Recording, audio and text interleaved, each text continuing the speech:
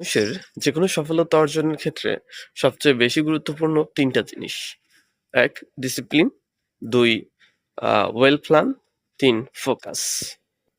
আপনার এনটিআরসির এই জার্নির মধ্যে এই ৩ টা জিনিস আছে কিনা এটা খুব ইম্পর্টেন্ট। ডিসিপ্লিন ছাড়া আপনি কখনোই আপনার আ জার্নিটা আসলে স্মুথ করতে পারবেন না। ওয়েল প্ল্যান ছাড়া আপনি কখনোই আপনার আ জার্নির সিলেবাস কমপ্লিট করতে পারবেন না।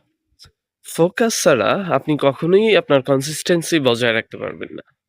কনসিস্টেন্সি বজায় রাখা ছাড়া আপনি কখনোই আপনার পড়াশোনা, আপনার প্ল্যানে রেগুলার হতে পারবেন না।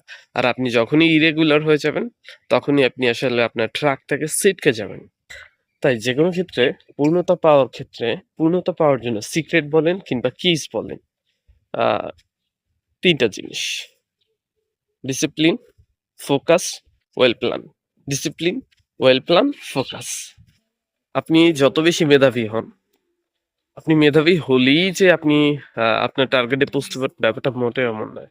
আপনি পারবেন আপনার জায়গা থেকে প্রস্তুতি নিতে, আপনি পারবেন আপনার জায়গা থেকে সর্বোচ্চটা দিতে। আপনি যখনই আপনার জায়গা থেকে সর্বোচ্চটা দেবেন, তখনই আপনার আ সফলতাটা আপনার কাছে চলে আসবে। এর জন্য আপনাকে মিনিমাম আ বেশ কিছু কাজ করতে হবে। তার মধ্যে বেশি ইম্পোর্টেন্ট হলো আপনি আপনার প্রস্তুতি চালিয়ে যাবেন। আর আপনার রবের কাছে দোয়া করবেন। আপনি আপনার চেষ্টাটা সর্বোচ্চ করবেন, বাকিটা আপনি আল্লাহ তাআলার উপরে ছেড়ে দিবেন। আপনি আপনার 100% দেওয়ার পরেও যে আপনি সফলতা পাবেন ব্যাপারটা এমন নয়। এজন্য আপনার অবশ্যই আপনার রবের সহায়তা লাগবে। হ্যাঁ? অবশ্যই আপনার রবের মর্জি লাগবে। সেক্ষেত্রে আপনি আপনার সর্বোচ্চ প্রচেষ্টা করবেন। পাশাপাশি আল্লাহ তাআলার কাছে নিয়মিত নামাজ পড়ে দোয়া করবেন, প্রার্থনা করে দোয়া করবেন। তবেই আপনি আপনার সফলতার পথে এগিয়ে যাবেন। একটা জিনিস মনে রাখতে হবে, সেটা হচ্ছে বৃষ্টি যখন আসে তখনই পানি ধরে রাখতে হয়। সুযোগ সা পরাপর কিন্তু আসে না। একটা সুযোগের পর আরেকটা সুযোগ আসতে অনেক দেরি হয়। সো সুযোগ যখন আসবে তখনই আপনার এই সুযোগটা কাজে লাগানোর সর্বোচ্চ চেষ্টা করতে হবে। আপনি আপনার জায়গা থেকে সর্বোচ্চ চেষ্টাটাই করতে পারবেন। বাকিটা আল্লাহ তাআলার ইচ্ছে। তাই আল্লাহ তাআলাকে খুশি রাখুন। আল্লাহ তাআলার কাছে এমনভাবে চান যেন তিনি আপনাকে দেন। আল্লাহ তাআলা অন্য সব বান্দাকে দেন, অন্য সব মানুষকে দেন। আপনাকেও তো দিবেন। আপনি তার কাছে চান, বিনয়ীভাবে চাওয়ার মতো চান। অবশ্যই আল্লাহ তাআলা আপনাকে দিবেন। আর আপনি আপনার জায়গা থেকে সর্বোচ্চ পরিশ্রম করেন।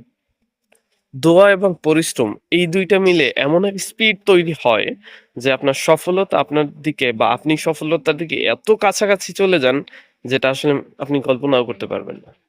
সো হতাশ হওয়া যাবে না, কনসিস্টেন্সি ছাড়া যাবে না।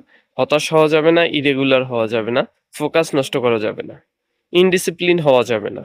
এই কয়েকটা জিনিস অবশ্যই আপনাকে মাথায় রাখতে হবে। তাহলেই ইনশাআল্লাহ হয়ে যাবে। Thank you so much. এই ছিল আজকের পরামর্শ।